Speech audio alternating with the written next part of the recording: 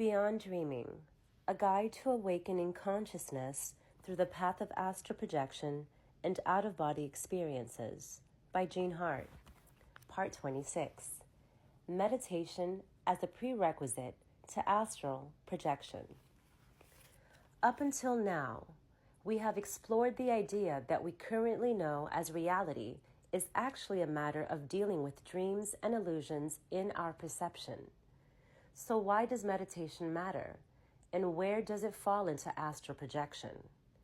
You could say that meditation provides the bridge for us to walk across, with the perception of dreams at the beginning and the deeper dimensions of conscious realities at the other side. When one first starts out on the path of awakening consciousness, we usually make progress and think to ourselves, wow, I have found enlightenment, reality. Yet, when one continues, they find even more profound levels of reality, which make the previously found dimensions of consciousness seem more like a dream in comparison. This is called spiritual growth. In this way, enlightenment and dimensions of consciousness are processed by which we internally travel closer and closer towards what Buddhists call the great reality, or absolute reality, or what is often referred to as the source in esoteric teachings. Until we reach that point, most of what we see still has some form of illusion, even in the astral. Still, even the closest dimensions, which are under just a few layers beyond our current one, are highly beneficial and liberating for us to experience. The practice is always one step at a time. Meditation is the active process of sifting through layers of mental and emotional turbulence.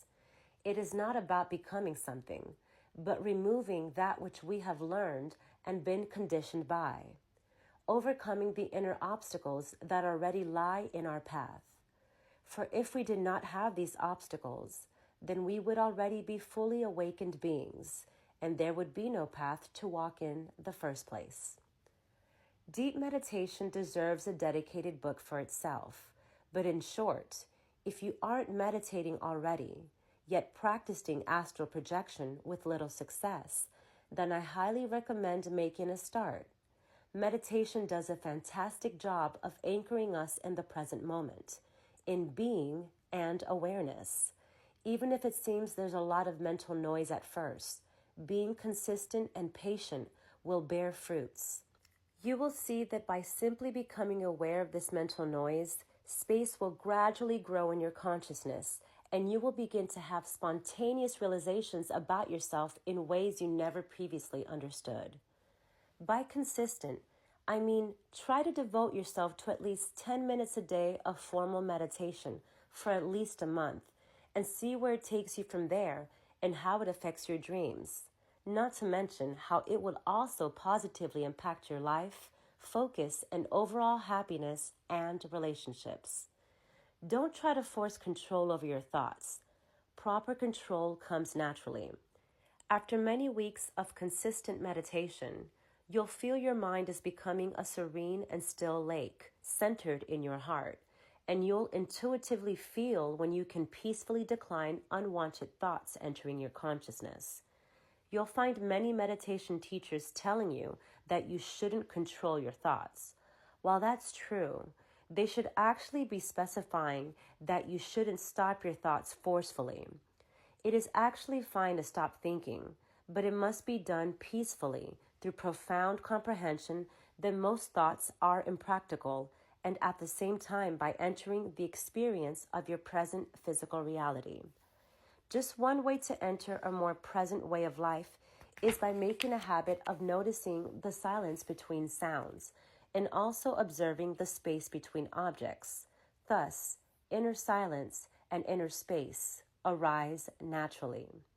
Suppose you are meditating for some time in maintained inner stillness. In that case, you may notice your body feel light and become endowed with the sensation of new energy filling your physical body. This is a type of energetic healing of your psyche and physical body simultaneously, which takes place within your etheric body, which is responsible for your physical body's general health and vitality. Do not confuse this energetic feeling with the vibrations that notoriously happen before astral projection. If you notice this in meditation, there is no need to do anything. Do not let it distract you. Go back to the breath and continue your practice. In meditation, whatever experience unfolds, let it unfold. Do not attach yourself to anything. Stay in the emptiness, the void, the impermanence and formlessness of consciousness. To attach to thought forms is to enter back into illusory perception. It is essential to flow through every moment, letting go of every thought and new emotion and every new realization as they come. Simply acknowledge without attaching. Often, when one finds new states of being in meditation, we become overwhelmed with this new type of bliss and rejoice in it. It is great to enjoy it, but do not spoil it with attachment. Instead, honor it and let it be there for as long as it lasts. It is like trying to lure beautiful stray cats into your home. To do this, the blossoming of your consciousness opens the doors to your house, and it manifests food and catnip plants to attract them. Nothing else is required. Then once a cat comes in, if you are not careful, you become fascinated and attached and lose your practice, mindfulness, and focus. In that case, your door is shut, and the cat no longer feels safe and disappears. Or perhaps you are really desperate to reach enlightenment, and you chase the cat and hold it and try to force it to love you. Whatever presents itself to you, you have to simply allow and remain open to experience, whether it's a good experience or a bad one. This is the same principle for experiencing prolonged out-of-body states. Don't cling on to experiences. Be accepting when it presents itself to you, and be just as accepting when it leaves.